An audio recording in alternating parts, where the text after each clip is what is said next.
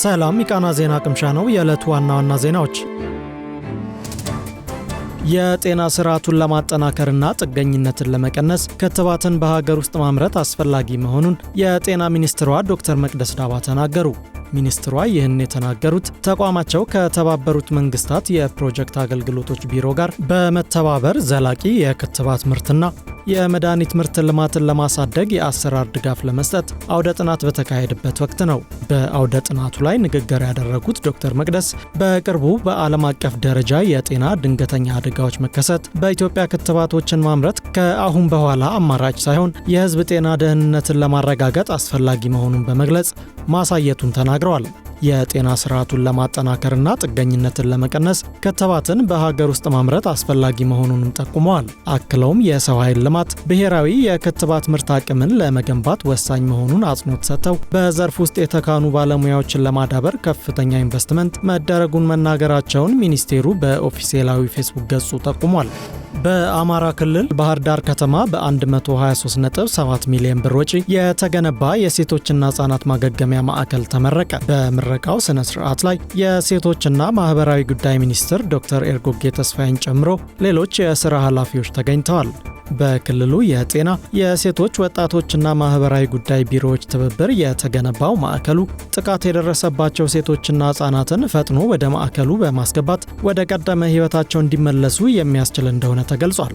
በ3200 ካሬ ሜትር ላይ ያረፈው የማዕከሉ ግንባታ በ3 ወራት ውስጥ የተጠናቀቀ ሲሆን በውስጡም የመኝታ፣ የህክምና፣ የስልጠናና የአስተዳደር አገልግሎቶች የሚሰጡ 35 ክፍሎችን ያካተተ እንደሆነ ተገልጿል። ዶክተር ኤርጎጌ ሚኒስቴሩ ማዕከሉ የተሟላ አገልግሎት እንዲሰጥ በቁሳቁስና ሌሎች የድጋፍ አይነቶች አስፈላጊውን እገዛ እንደሚያደርግ ተናግረዋል።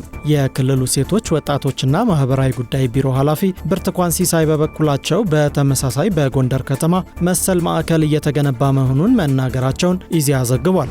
ከ4 ዓመት በፊት በመፈንቅለ መንግስት ስልጣን የያዙት የጊኒ ወታደራዊ መሪ በሀገሪቱ የተካሄደውን ፕሬዝዳንታዊ ምርጫ 86 በመቶ ድምፅ በማግኘት ማሸነፋቸውን የሀገሪቱ የምርጫ ኮሚሽን አስታወቀ። የወታደራዊ ሁንታው መሪ ማማዱ ዱምቡያ ባለፈው እሁድ በተካሄደው ምርጫ 86.72 በመቶ ድምፅ በማግኘት እንዳሸነፉ የሀገሪቱ የምርጫ ኮሚሽነር ጄናቡ ቱሬ መናገራቸውን አዣንስ ፍራንስ ፕሬስ ዘግቧል። ስልጣን በያዙ ማግስት ለምርጫ እንደማይወዳደሩ ቃል ገብተው የነበሩት የ41 ዓመቱ ጎልማሳ በወቅቱ ስልጣናቸውን ለሲቪል አስተዳደር እንደሚያስረክቡ ተናግረው ነበር። በምርጫው ከዱምቡያ ጋር 8 ተቀናቃኞች የተወዳደሩ ሲሆን ዋነኞቹ የተቃዋሚ ፓርቲ መሪዎች ግን አስቀድመው ከምርጫው ገለል እንዲሉ መደረጉን ዘገባው አስታውሷል። በምርጫው 6.8 ሚሊዮን ገደማ ሰዎች ድምፅ ለመስጠት መመዝገባቸውን የገለጹት ኮሚሽነሯ ከዚህም ውስጥ 81 በመቶ የሚሆኑት መራጮች ድምፅ መስጠታቸውን ገልጸዋል። አሁን በምርጫው እንዳሸነፉ የተነገረላቸው ዱምቡያ ስልጣን የያዙት እንደ አውሮፓውያን አቆጣጠር በ2021 በሀገሪቱ በተካሄደና ገለልተኛ ነበር በተባለለት ምርጫ ያሸነፉትን የቀድሞ ፕሬዝዳንት አልፋ ኮንዴ ላይ መፈንቅለ መንግስት በማድረግ ነበር።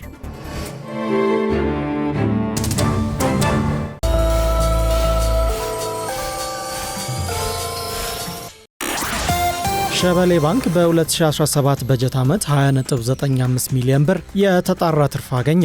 ባንኩ ያገኘው የተጣራ ትርፍ ከቀደመው ዓመት ጋር ሲነጻጸር የ65.6 በመቶ ብልጫ አለው። በ65 ቅርንጫፎቹ አገልግሎት እየሰጠ የሚገኘው ባንኩ ባለፈው እሁድ ጠቅላላ ጉባኤውን በጅግጅጋ ከተማ ያካሄደ ሲሆን በመድረኩም የአምና ዓመታዊ ሪፖርት ቀርቦ ውይይት ተደርጎበታል። የባንኩ ተጠባባቂ ዋና ስራ አስፈጻሚ አብዱል ጃዋድ ሐሰን ባንኩ በተለያዩ ዘርፎች እያሳየ ያለው እድገት ደንበኞች አስተማማኝ የኢኮኖሚና የፋይናንስ እድገት እንዲያገኙ የሚያስችል ቀልጣፋና ጥራት ያለው አገልግሎት ለማረጋገጥ ያለንን ቁርጠኝነት ያሳያል ብለዋል። በሂሳብ ዓመቱ ሸበሌ ባንክ አጠቃላይ ሀብቱ በ60.52 በመቶ ጭማሪ በማሳየት 6.03 ቢሊዮን ብር ደርሷል። አጠቃላይ የተቀማጭ ገንዘቡም 2.27 ቢሊዮን ብር መድረሱን ሪፖርቱ ያመላክታል። ባንኩ የሰጠው ብድርም 1.73 ቢሊዮን ብር መድረሱ የተነገረ ሲሆን የተከፈለ ካፒታል መጠኑ ደግሞ 2.26 ቢሊዮን ብር መድረሱ ተገልጿል።